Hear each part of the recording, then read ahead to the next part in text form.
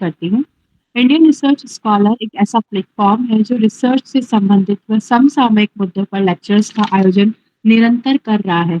Indian research scholar के माध्यम से न केवल भारत के बल्कि अब तो अन्य देशों के रिसर्च स्कॉलर भी हमारे साथ जुड़ रहे हैं और जो हमारे फाउंडर हैं विकास सर, वो ऐसे महत्वपूर्ण विषयों पर आयो लेक्चर्स का आयोजन करते हैं जो रिसर्च स्कॉलर के लिए बहुत ही महत्वपूर्ण है। आज का हमारा जो लेक्चर है उसका टॉपिक है इंडियन नॉलेज सिस्टम ए फिलोसॉफिकल पर्सपेक्टिव।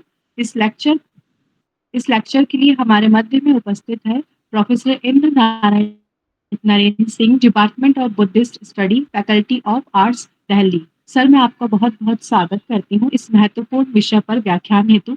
अब मैं वेलकम स्पीच के लिए श्री विकास कुमार सर को आमंत्रित करती हूँ।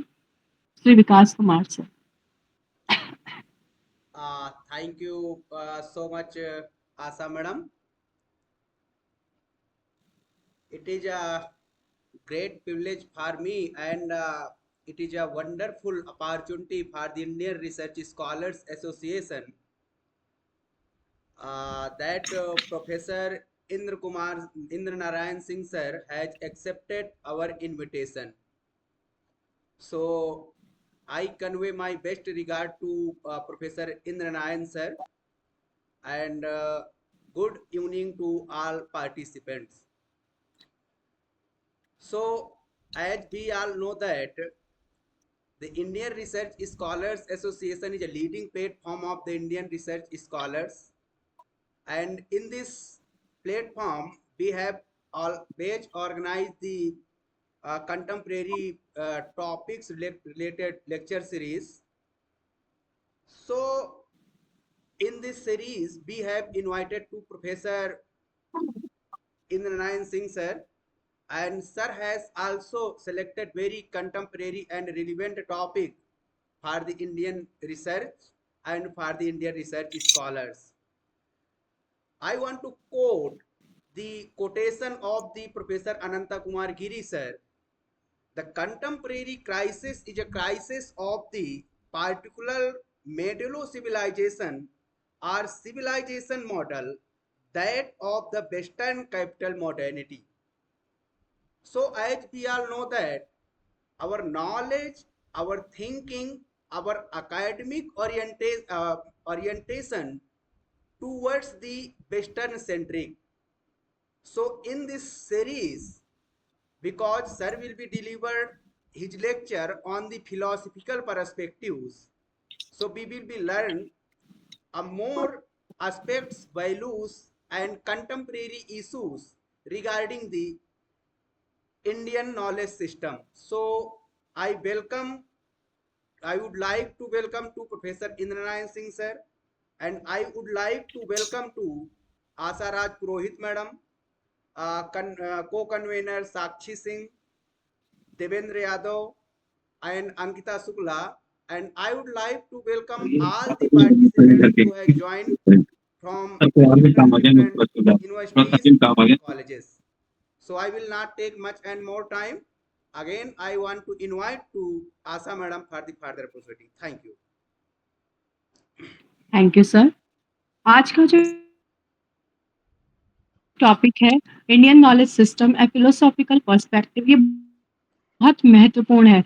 हम सभी जब एनईपी की बात करते हैं, एनईपी 2020, तो आज पूरे भारतवर्ष में प्राचीन भारतीय नॉलेज सिस्टम, भारतीय ज्ञान परंपरा की बात हो रही है और इसी तारतम्य में ये श्री विकास कुमार सर द्वारा ये लेक्चर रखा गया है और इस लेक्चर के लिए हमारे मध्य में बहुत ही learned professor Indra Narendra Singh sir हमारे बीच आए हैं। मैं उनके परिचय के लिए Sakshi Singh, research scholar, faculty of education, BHU को आमंत्रित करती हूँ कि वो आए और प्रोफेसर इंद्र नरेंद्र सिंह सर से हमें परिचित करवाएं।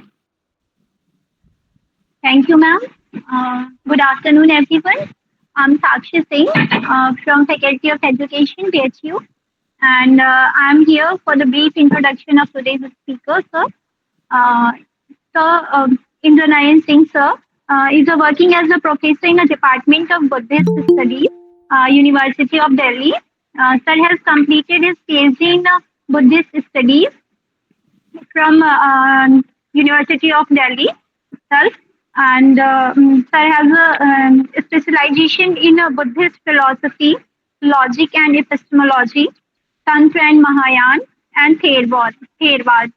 And sir has supervised more than 45 theses, and 8 doctoral theses are under progress in his supervision. And there is a huge publication profile which majorly covers Buddhist philosophy and different literatures. And there is a huge profile which is not possible for me to elaborate everything. So welcome you, sir. Thank you. Thank you, sir. Now I can start. Sir, Yes, sir. 1 minute. ठीक है?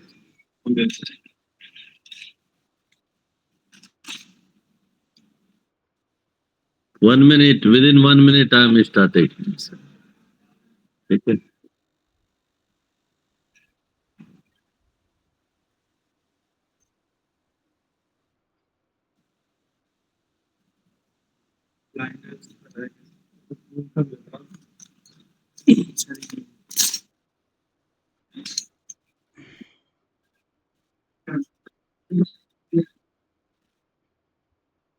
Actually 2 minute wait करना. अभी जरा 2 second कुछ sign कर रहे हैं. मैं 2 मिनट में स्टार्ट कर रहा हूँ. बिल्कुल सर, बिल्कुल बिल्कुल सर. एक्चुअली आज का टॉपिक मैंने मेरे से जब विकास जी ने पूछा तो मैंने बताया इंडियन नॉलेज सिस्टम पे. ये वो इंडियन फिलोसफिकल सिस्टम में नॉलेज की परंपरा. अब 2 सवाल उठता है, ज्ञान और अज्ञान. अगर आप प्राचीन काल में उपनिषद के बाद देखेंगे, उस समय इतना मत विभाजन था. 86 टाइप के दार्शनिक हर एक 6 किलोमीटर पे रहते थे. उनके सबके दर्शन अलग अलग थे, रखते. वही रख दो.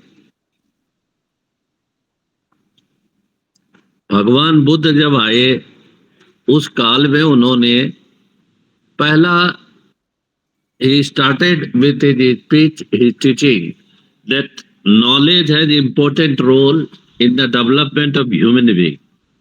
At first he started his teaching that without having good knowledge, human will suffer a lot. And if you will see the definition of Four Noble Truth, the base of this Chara or Satya is knowledge, because he started by saying that Dukh is present in this world only because of ignorance. तो ज्ञान के पीछे क्या कारण है, ज्ञान कब होता है? पहले उन्होंने व्याख्या की अज्ञान क्या है. अब अज्ञान से ज्ञान को कैसे प्राप्त करोगे? तो उन्होंने कहा कि जो अष्टांगिक मार्ग में रास्ते अपनाए तो उन्होंने बताया कि ज्ञान को प्राप्त करने के तरीके क्या है. अब बौद्ध दर्शन पहले थे दार्शनिक दिग नाग और धर्मकीर्ति. ये हीनयान संप्रदाय के दार्शनिक थे. इन्होंने एक सिद्धांत अपनाया जिसको कहते हैं इंडियन नॉलेज सिस्टम की शुरुआत करी. इन्होंने कहा कि ज्ञान प्राप्त करने के 2 तरीके होते. एक है प्रत्यक्ष, दूसरा अनुमान. अगर भारतीय दर्शन को देखें तो जितने भी संप्रदाय हैं 9 स्कूल है इंडियन फिलोसफिकल सिस्टम में, जिसमें से जितने भी स्कूल है सब ने ज्ञान परंपरा के बारे में अपने अपने डिफरेंशन दिए.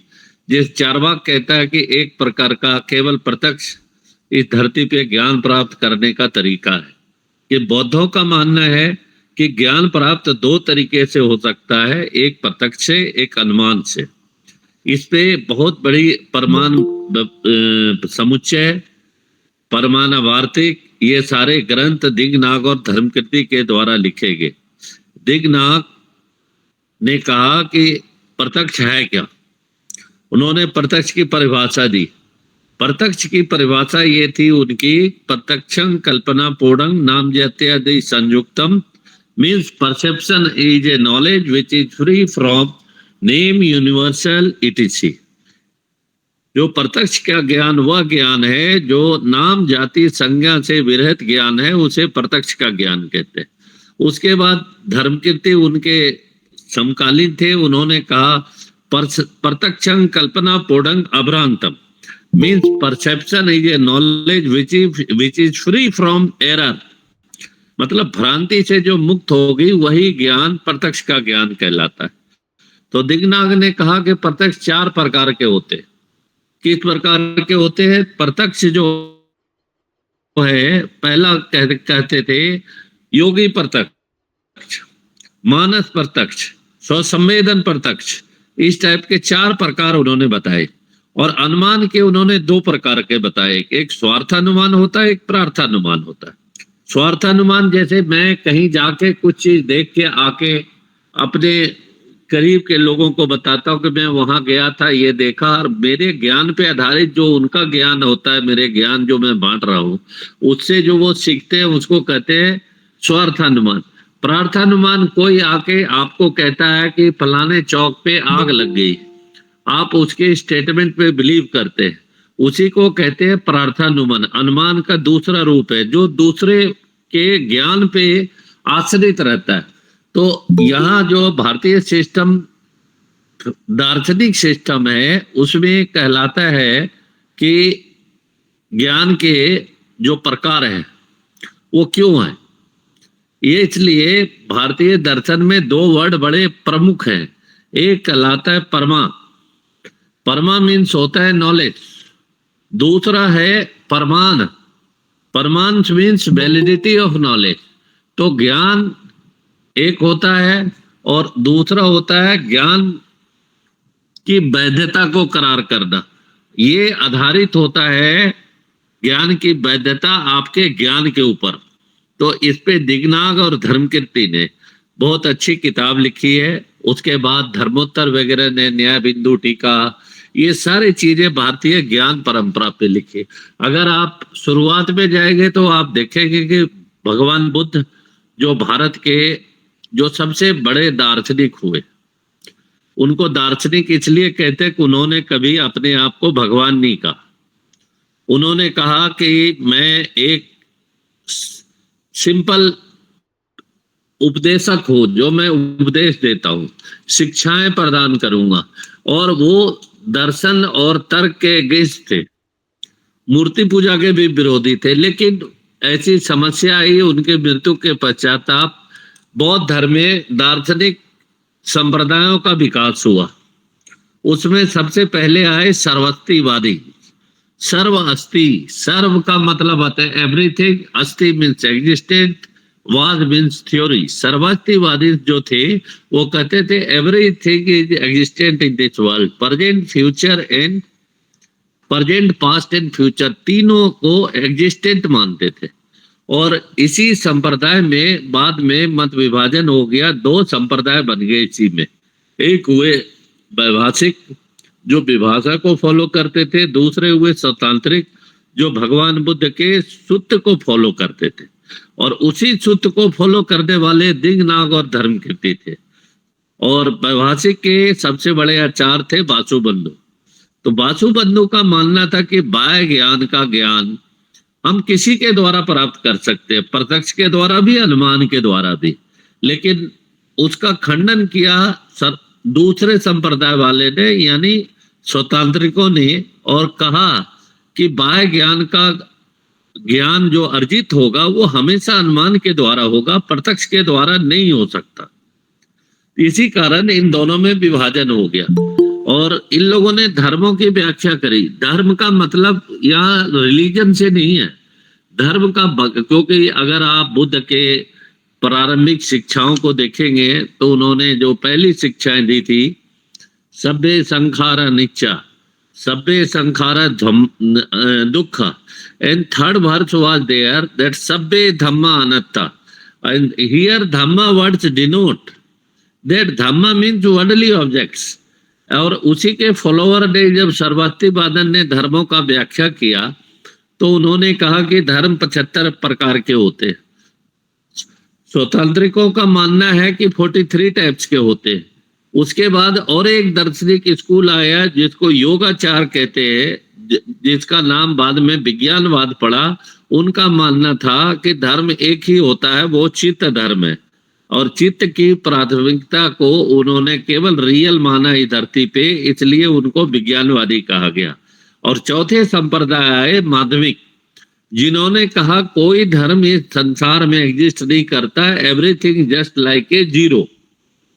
अब जीरो को उन्होंने प्रभावित किया और उनका कहना था कि ये शून्यवाद, उनको भारतीय दूसरे संप्रदाय वाले लोगों ने कहने लगे कि ये शून्यवादी है, नीलिस्ट है, ये शून्यवाद की धर्मोदेशना की। तो नागार्जुन इसके बहुत बड़े दार्शनिक थे। उन्होंने कहा कि ये जो शून्यवाद है ये हमारा निर्वाण है, यह हम किसी वस्तु को निषेध नहीं कर रहे, हम इतना कह रहे हैं कि हमारी आलोचना करने से पहले आप इस फोर फोल्ड डायलेक्टिक्स को अपनाएं। जैसे उनका जो चतुष्कोटि द्वंद्व न्याय बहुत प्रमुख सिद्धांत है माध्यमिकों का, जिसके अनुसार है this is existent, this is non existent, either both neither both. ये चार कोटि से अगर किसी वस्तु की परीक्षा करेंगे तो आप पाएंगे कुछ भी रियल नहीं इस वर्ल्ड में, everything will seem like a zero. और ये भी ज्ञान की प्रक्रिया को अप्लाई करेंगे, then you can find out this is just like a zero. When you will apply this fourfold dialectics, you will find that everything is just like a zero. तो उसी जीरो के क्रम में उन्होंने कहा, if I will follow this philosophy, follow this, it means that I will have to negate the existence of Lord Buddha, and we are follower of Lord Buddha, and I can't negate this theory. That's why they say that I am following Lord Buddha's middle path, मध्यम मार्गी हूँ, मैं शून्यवाद मानता नहीं हूँ। शून्यवाद तो मैंने औरों के लिए बनाया है, औरों को ये बताने के लिए कि दुख है, दुख का कारण है या जो भी कारण है संसार में, ये चतुष्कोटि से जब आप अपनाएंगे, एनालाइज करेंगे तो आप पाएंगे कि आपका धर्म सही नहीं है।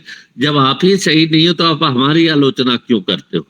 भगवान बुद्ध से लोगों ने एक पुस्तक है दिग निकाय, उसमें एक सामय फल सूत्र है, उसमें उनसे पूछा गया कि ये मरने के बाद क्या होता है, मैं कब मरूंगा, मेरा पुनर्जन्म किस युग में होगा।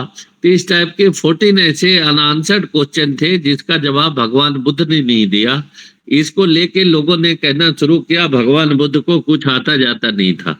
उसी के जवाब में नागार्जुन ने ये कहा कि ये चतुष्कोटि अपनाया हूं, अगर आप देखें अपना थ्योरी आपका सही हो तो आप हमारी आलोचना करें, नहीं तो आपको आलोचना करने की जरूरत नहीं है, क्योंकि आप जितना अगर आलोचना मेरी करेंगे उतना ही फॉल्टी आप भी है।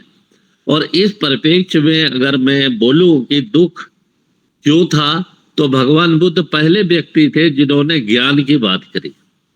वो जो इनलाइटेंड वन कह लेते हैं, बुद्ध का मतलब उनका नाम कुछ और था, लेकिन इनलाइटेंड हुए तो उनको ज्ञान की प्राप्ति जब हुई तो वो ज्ञान प्राप्त कैसे किए, तो उनका ज्ञान प्राप्त करने का दूसरा तरीका था।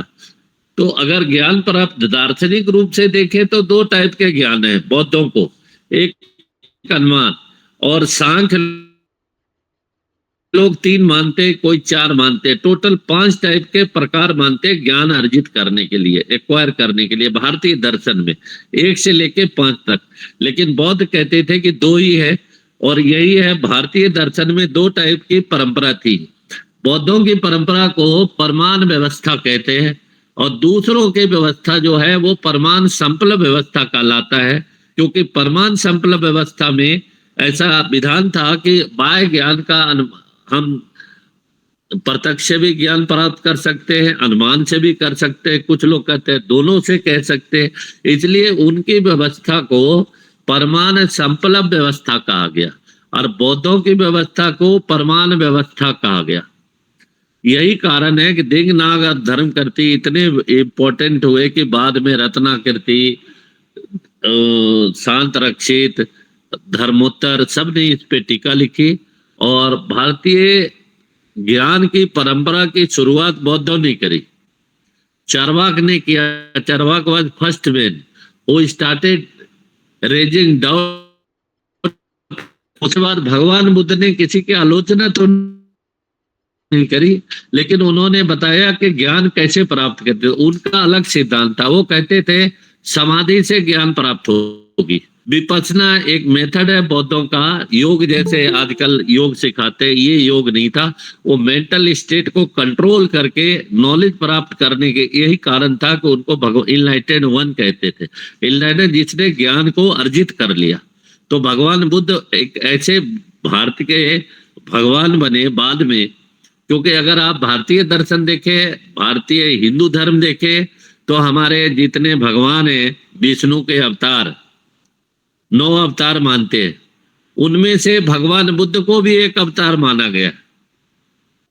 और अगर आप ध्यान से देखेंगे तो जितने भी पहले के भगवान हैं वो आसमान में रहते थे। धरती के 3 भगवान थे। 2 भगवान तो युद्ध लड़े, राम जी लड़े रावण से, और महाभारत की युद्ध हुआ कृष्ण के नेतृत्व में। लेकिन भगवान बुद्ध को जो विष्णु का अवतार बने, उन्होंने मानसिक लड़ाई लड़के ज्ञान की परंपरा को स्थापित किए। उनके दर्शन में कहीं युद्ध नहीं है, बौद्ध धर्म में कहीं युद्ध नहीं है।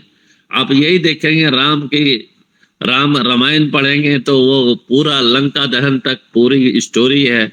महाभारत की भी रचना है। लेकिन भगवान बुद्ध जो जमीन के थे, उनका मेन मकसद था ज्ञान को डेवलप करना, इनलाइटेंड वन। और उन्होंने 2 परंपरा बनाई। उन्होंने भिक्षुओं के लिए भी वही 4 आर सत्य रखा, अष्टांगिक मार्ग। और जो समाज में रहते वही एक पहला व्यक्ति थे जिन्होंने कहा कि आप निर्वाण की प्राप्ति, जिसको मोक्ष कहते हैं, आप किसी भी प्रकार से कर सकते हैं। आप घर में भी रह के कर सकते हैं, आप भिक्षु भिक्षुनी बन के भी कर सकते हैं। ये केवल आपके व्यवहार पे निर्भर करता है। जो अष्टांगिक मार्ग बताए उन्हीं में ये रास्ते थे कि आप अगर इस मार्ग को अपनाएंगे तो आप निर्वाण की प्राप्ति कर सकते हैं। आपके लिए निषेध नहीं है। इसके लिए जरूरी नहीं है कि आप जंगल में माला लेके बाबा बने या भिक्षु बन जाए और आप ही निर्वाण प्राप्त कर सकते हैं। ऐसी बात नहीं है। आप परिवार में भी, दाम्पत्य जीवन में भी निर्वाण की प्राप्ति कर सकते हैं, और भिक्षु लाइफ जी के भी निर्वाण प्राप्त कर सकते हैं। और भगवान बुद्ध ने ही पहले व्यक्ति थे जिन्होंने सबसे ज्यादा स्ट्रेस ज्ञान की परंपरा पे डाला। यानी जो अज्ञान का कारण खोजा कि दुख का कारण क्या है, तो अज्ञान, इग्नोरेंस है। और उसी के जड़ में जितना डेवलपमेंट हुआ फिलॉसफी का, वहीं से इंडियन नॉलेज सिस्टम की शुरुआत हुई। क्योंकि नॉलेज कहते हैं, ज्ञान क्यों खोजने लगे? ज्ञान इसलिए खोजने लगे कि हमारे पास अज्ञान था। बात तो करते हैं लेकिन नॉलेज नहीं है। इसी पे व्याख्या की है नागार्जुन ने, जिन्होंने कहा कि संसार में 2 टाइप के ट्रुथ होते हैं। एक कहलाता है स्मृति सत्य और दूसरा कहलाता है परमार्थ सत्य। अब स्मृति सत्य क्या है? इंपिरिकल नॉलेज इसको कहते हैं। जैसे समाज में हम रहते हैं, हमें बचपन से ए से एप्पल, बी से बॉल, डी से डॉल, और हर एक वोकेबलरी सिखाया गया। हम जानते हैं कि ये रिमोट है, ये की है, ये गिलास है, ये पानी है। बचपन से जो वोकेबलरी क ख ग घ रट के जो हमारे दिमाग में बैठा हुआ है, उसको जैसे उस वस्तु को हम देखते हैं तो ऑल ऑफ सडन रिकॉग्नाइज करते हैं कि सामने विकास बैठा हुआ है। इधर देखते हैं तो कहते हैं कि ये रिमोट है, आगे देखते हैं तो कहते हैं ये मोबाइल फोन है। ये सारे वर्ड हमारे दिमाग में भरे हुए हैं। और इस टाइप के जो नॉलेज कहलाते हैं, इसे इंपिरिकल नॉलेज कहते हैं। और ट्रांसेंडेंटल नॉलेज वो होता है जो इनलाइटेड वन प्राप्त करते हैं। We are not in state of enlightened one, that's why we are living in empirical world. और समाज में रह के जो हमें समाज की अच्छाई बुराई सिखाते हैं, उसी को हम मानते हैं। यानी कि इंपिरिकल नॉलेज पे है। Empirical is first state of mind, और जो सेकंड स्टेट होता है वो ट्रांसेंडेंटल स्टेट होता है। तो ये पूरी परंपरा अगर आप देखेंगे तो आपको मिलेगा कि निर्वाण की प्राप्ति ज्ञान से होती है, केवल की प्राप्ति ज्ञान से होती है, मोक्ष की प्राप्ति ज्ञान से होती है। तो अगर आप ध्यान से देखें तो बिना नॉलेज के युग में कुछ भी संभव नहीं है। विद्यार्थी हैं तो भी अगर आप पीएचडी लिखते हैं तो भी ज्ञान चाहिए, आपको लिखने की कला ये कहाँ से आती है? किताब पढ़ते हैं, ज्ञान अर्जित करते हैं, उसको आप अपनी भाषा में व्यक्त करते हैं, यही हमारी परंपरा है। इसी पे मैंने आपको थोड़ा सा व्याख्या किया है। फिर अगले बार कभी आप मौका देंगे तो मैं बात करूंगा, ठीक है विकास जी? सर हेलो, हाँ जी सर हेलो, जी सर हेलो ठीक है ना? जी आज सर मैं इतना ही दे रहा हूँ, कुछ और व्यस्तता है, कुछ लोग वेट कर रहे हैं, ठीक है? जी सर फिर अगले बार मैं आप सबको धन्यवाद कि आप लोगों ने ध्यान से सुना। जी अब सर समझ आया नहीं समझ आया ये तो फिर अगले बार हम व्याख्या करेंगे, नहीं ठीक सर है? नहीं सर हम लोगों ने खूब एंजॉय किया और हम्म। जरूर हम लोग अगली बार सर आपको आपसे अगले निवेदन बार करेंगे हम इसी पे फिर और एक करेंगे, जी ठीक है? सर तो मैं धन्यवाद, जी धन्यवाद। Sir formal vote of thanks के लिए अंकिता जी को इनवाइट करूंगा कि सर का फार्मल वोट ऑफ थैंक्स करें और फिर हम लोग इन करेंगे session. Okay, Ankita Shukla okay, जी, okay. Ankita ji can you listen us? हाँ आप अनम्यूट, हाँ अंकिता जी आवाज नहीं आ रही है आपकी, आप म्यूट करिए। Sir, हाँ यस आ रही है, आ रही Pranam and good afternoon to all. I am Ankita Shukla, a research scholar of Central University of Kerala Education Department. And in this session, in this lecture, I would like to thanks to Professor Indra Narayan sir, who is the professor of the Department of Buddhist Study, Faculty of Arts, Delhi University. And also, what I say I don't know, but in few minutes, like in very short period of time, Professor Narayan sir, a deep divine into the philosophical under dipping of the Indian knowledge system has not only broadened our horizons but also sparked our introspection about our own roots and identities. So with this, I'm also going to give my overwarming to respected sir and respected Vikas sir and Sakshi madam, Asha madam, and Devin sir, and also to the Indian knowledge system, and basically for Indian Research Scholar Association. Thank you so much. और साथ ही thank you बेटा जी। सभी की ओर से सब निवेदन sir जल्दी ही दोबारा आपको सुनने का ठीक है, जब आप करेंगे तो फिर करेंगे। Thank you, thank you. Sir हम कर रहे हैं क्योंकि आपने बहुत ही अच्छा लेक्चर दिया, जो इतने समय में इंडियन नॉलेज सिस्टम का पूरा समझाया, वो बहुत ही बढ़िया था। वेट करेंगे मौका मिले। बिल्कुल, ठीक, प्रणाम धन्यवाद सर। सर।